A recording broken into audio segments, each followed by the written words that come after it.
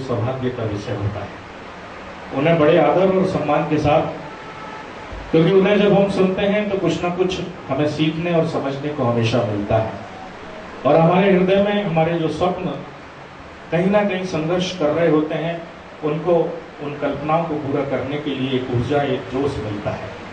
और निश्चित रूप से जब साधना सच्ची होती है, लगन ईमानदार होती है, तभी कल्पनाएं और सपने साकार हुआ करते हैं। इन पंक्तियों के साथ मैं उन्हें आमंत्रित करता हूं कि साधना की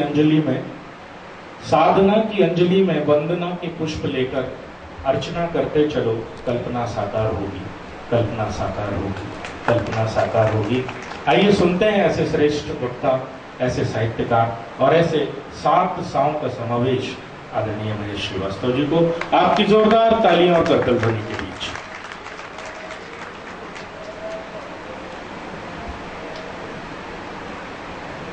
मेरे अनुजवत प्रिय श्री आलोक संजय, श्री आर.एस. अग्रवाल,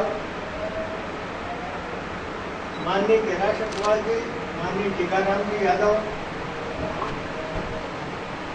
और सभी भाइयों और बहनों, हर चीज जितना कहा जाए उतनी होती नहीं है। हम वैसे उपमाओं में किसी चीज को उस रूप में मान लेते हैं। जैसे एक उपमा होती है, आपका मुख तो चंद्रमा के समान है, मगर यदि चंद्रमा को कोई वास्तव में देख ले तो शायद उसकी उपमा देना ही भूल जाए। मेरे भाई सब साथी दुख में न कोई।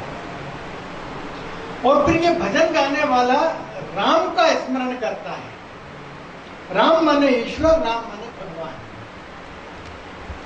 तो जो भी व्यक्ति जिनका आज यहाँ सम्मान हुआ है, कुछ पीने वाले बच्चों के लिए काम कर रहे हैं, कुछ अनाथ बच्चों के लिए काम कर रहे हैं, और हमारे आर.एस. अग्रवाल जो बिल्कुल माने लावारिस लाशों के लिए काम कर रहे हैं, वे सब उस राम के समान है जो दुख में साथी बनता है। और इसलिए जिन्होंने दिव्यत्व प्राप्त किया है, मैं एक मानव के रूप में उन सबको प्रणाम करता हूं।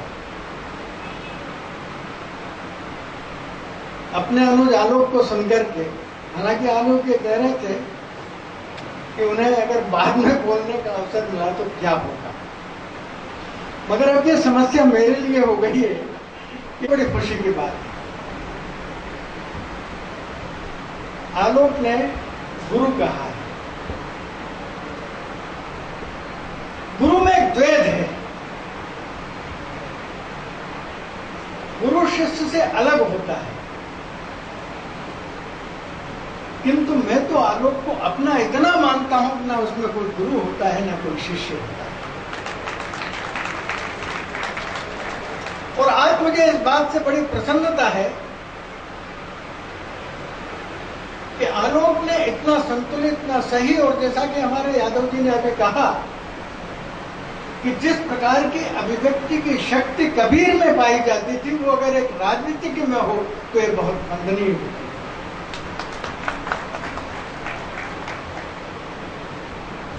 उनके संदर्भ में है, एक आलोक संजर और दूसरे आर.एस. अग्रवाल। और मैं उनके कर्मों को देख करके ये कह सकता हूं कि गुरु गुड़ रह गया, चेला शक्कर बन गया है। और किसी भी गुरु के लिए इससे ज्यादा प्रसन्नता की कोई और बात नहीं हो सकती। अब आलोक का नाम तो आलोक है, चांद की तरफ प्रकाश देता है, तो मैं भी महेश हूं जो उसको हमेशा सिर पर बिठाए चलता हूं। ये जो धन संवेदना का कार्य शुरू हुआ है, देखिए मनुष्य के जीवन में हर बार कुछ ना कुछ नकारात्मक और सकारात्मक हुआ करता है। आज से करीब 13 वर्ष पूर्व, उसके 1 साल बाद आपकी धन संवेदना बनी थी, या आप समझिए 14 वर्ष पूर्व, वो जब मेरे पास थे तब तो 15 वर्ष हो गए। आर.एस. अग्रवाल बीएचएल में भी काम करते थे, और जब मैं भास्कर का संपादक था वहां पर क्राइम रिपोर्टिंग भी किया। इनकी कर्मठता, इनकी लगनशीलता और उनमें कार्य करने की जो भावना थी वो मैंने तभी देखी। बाद में हुआ ये कि कतिपय ऐसे कारण रहे, आंतरिक और बाह्य दोनों हो सकते हैं, ये पता नहीं क्यों बहुत निराशा के गर्त में पहुंच गए। तब मैंने इनको एक किस्सा सुनाया और उसका बखान वो आज भी करते हैं। जब मुझे फोन करते हैं, भाई साहब मैं तो घोड़े पे आपने बिठाया तो बैठा हुआ। और वो किस्सा ये है, जब ये बहुत निराश थे, मैंने इनको एक किस्सा सुनाया जो मैंने पढ़ा था। मैंने कहा देखो भाई, एक राजा का राज्य था और उसमें कई कैदी थे। ये जो राज्य पूरा है, ये जो पूरा संसार है, इसमें हम कहीं ना कहीं सभी कैद हैं। कुछ कैदियों को फांसी दी जाने वाली थी और तब राजा जेल में पहुंचा।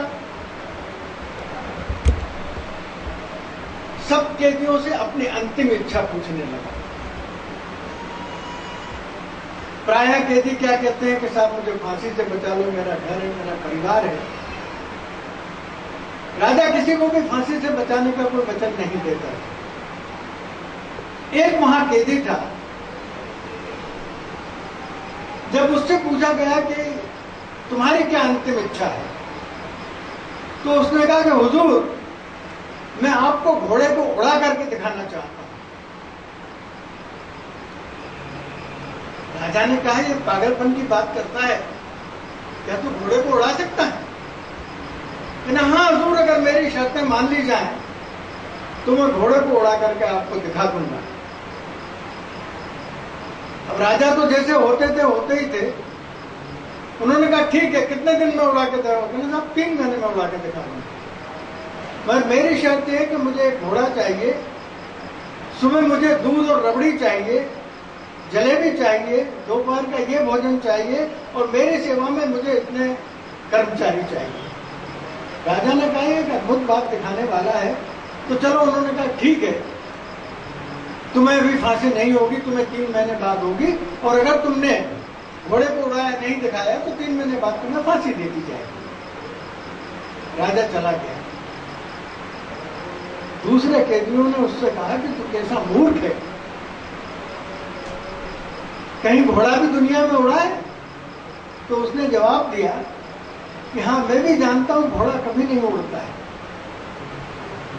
मगर ये मूर्ख राजा है, इसने मुझसे कह दिया है कि 3 महीने तुम्हें दूध जलेबी खाने को मिलेगी, मैं बढ़िया घोड़ा दौड़ाऊंगा, और हो सकता है इन 3 महीने के भीतर वो राजा ही चला जाए तो मेरी फांसी ही बच जाए। इस पूरे संसार में हम उस कैदी की तरह हैं जिनको सबको एक ना एक दिन जाना है, और जब जाना ही है तो इस जीवन में हम घोड़े को क्यों नहीं दौड़ाएं? और अगर घोड़ा सेवा का हो तो उससे अच्छा क्या हो सकता है? और उस समय आर.एस. अग्रवाल ने कहा कि भाई साहब मंत्र मिल गया। आज भी जब मुझे बात करते हैं, मैं पूछता हूं कैसा चल रहा है, तो कहते हैं भाई साहब आपने जो घोड़े पे बिठाया था, मेरा घोड़ा बहुत अच्छा चल रहा है। हालांकि उनके पैर खराब हो गए हैं, घोड़ा मैंने इसलिए भी दिया था, मगर उनका घोड़ा बहुत अच्छा चल रहा है, घोड़े पे बहुत अच्छे बैठे हुए हैं, और ये 12 वर्ष उन्होंने इस संस्था में अपने त्याग, तपस्या और लगन से जो पूरे किए हैं, इसलिए मैं उनको बधाई भी देता हूं और ये भी कहता हूं कि एक गुरु के रूप में या एक वरिष्ठ के रूप में मैं आज बहुत गौरवान्वित हूं कि उन्होंने समाज सेवा का इतना अच्छा कार्य इतने दिनों तक लगातार चलाया, और इस कार्य में उन्होंने और देवत्व प्राप्त लोगों को भी अपने आप से जोड़ा। मुझे मालूम है अभी हमारे आलोक जी को जाना है ट्रेन से, और कार्यक्रम में मैंने जैसा कहा था कि मेरे छोटे भाई ने इतना बोल दिया है कि बड़े भाई के बोलने की जरूरत ही नहीं रही है, तो मैं बधाई देते हुए उनको भी, आप सबको भी, और प्रणाम करते हुए उन सब लोगों को जो देवत्व प्राप्त गुण जो है उससे परिपूर्ण है और समाज की सेवा कर रहे हैं। मैं भी बोलना चाहता था उन लोगों के बारे में जो नहीं आए हैं, और उन लोगों के बारे में कि उनकी उपस्थिति के बारे में आलोक ने बात कही है, किंतु उन्होंने सब कुछ बोल दिया, और एक तरीके से संपादकीय लिखता था तब तो कलम को छीन नहीं सकता था। आज बोलने बैठा हूं तो आलोक ने मेरे वाणी भी छीन ली। बहुत बहुत धन्यवाद। बहुत बहुत धन्यवाद आदरणीय महेश जी। और अब मंच के सम्मुख विराजित एक ऐसी शख्सियत जो आर.एस. अग्रवाल जी के क्रियाकलापों पर निरंतर एक तीसरे कैमरे के हिसाब से, तीसरे नेत्र के हिसाब से नजर रखती है और हमारे भेल क्षेत्र से ही संबद्ध हैं, हमारे मार्गदर्शक भी रहे हैं। आदरणीय विष्णु खन्ना जी को मैं आमंत्रित करता हूं, वह शीघ्र अतिशीघ्र मंच पर आए और अपने विचार हम सबसे साझा करें। आपकी जोरदार तालियों के बीच आदरणीय विष्णु खन्ना जी।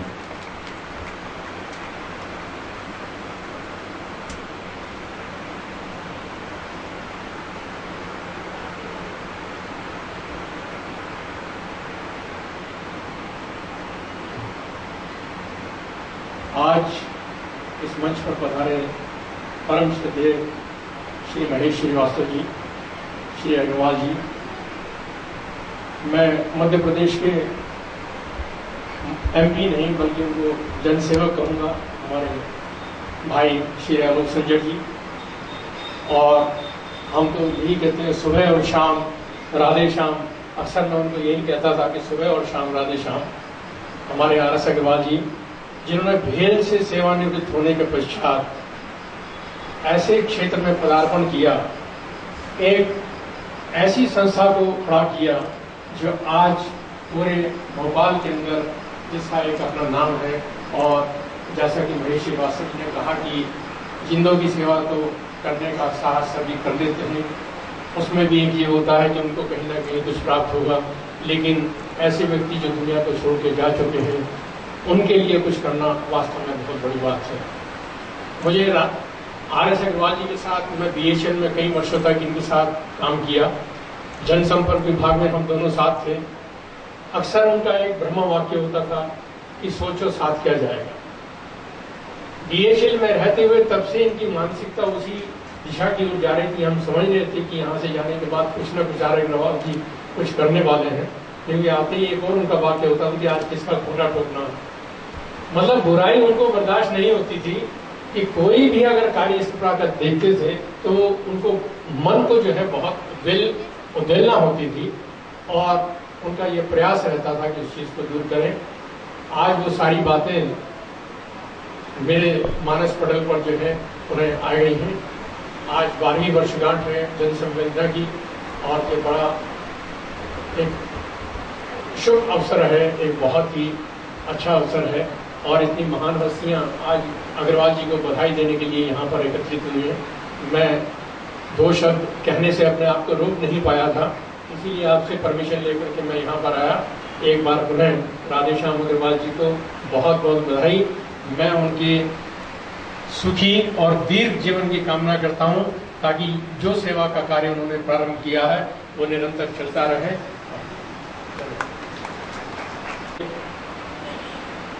इस कार्यक्रम की सुखद और मधुर स्मृतियों को संजो के रखने के लिए मंच पे आसीन जो हमारे विशिष्ट और मुख्य अतिथिजन हैं, मैं आदरणीय आर.एस. अग्रवाल जी से निवेदन करूंगा कि वे स्मृति चिन्ह भेंट करें। और सही बात है तो गुरु जी का सम्मान पहले होना चाहिए।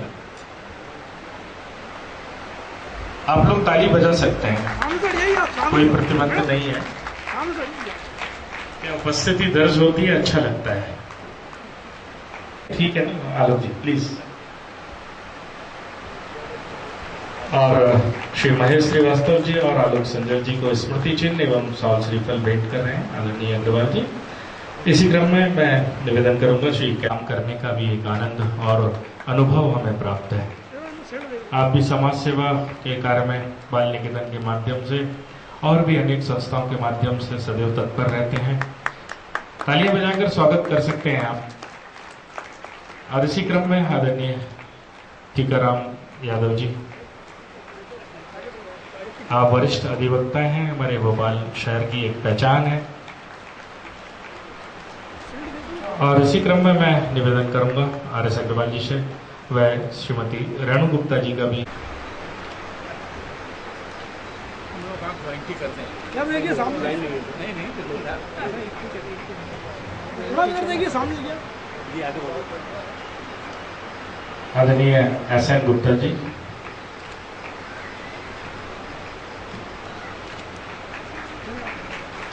कार्यक्रम लगभग समापन की ओर है। एक बार जोरदार तालियां बजाने आप लोग। और साथ में स्वागत से हमें कार्य करने का अवसर प्राप्त हुआ व्यक्तिगत मुझे, उसी संस्था से हम जुड़े हुए हैं। नृत्य इस उम्र में भी जो जज्बा और जो ऊर्जा उनमें समाज के प्रति काम करने की है, उससे प्रतिदिन हम जैसे नौजवानों को कुछ ना कुछ सीखने को मिलता है और बहुत कुछ हमने इन 6 वर्षों में हासिल किया। आप सदैव समाज सेवा के कार्यों को खुद भी करते हैं और हम जैसे लोगों को प्रेरित भी करते रहते हैं और जनसंवेदना परिवार पे भी आपकी विशेष कृपा सदैव से रही है। आप आए। आभार प्रदर्शन तो बहुत चंद शब्दों में हो जाता है, लेकिन मैं चाहूंगा कि कुछ अपने अनुभव भी साझा करें और उसके बाद सब वोट ऑफ थैंक्स करें। प्लीज आदरणीय कैलाश अग्रवाल जी, आपकी जोरदार तालियां कीजिए।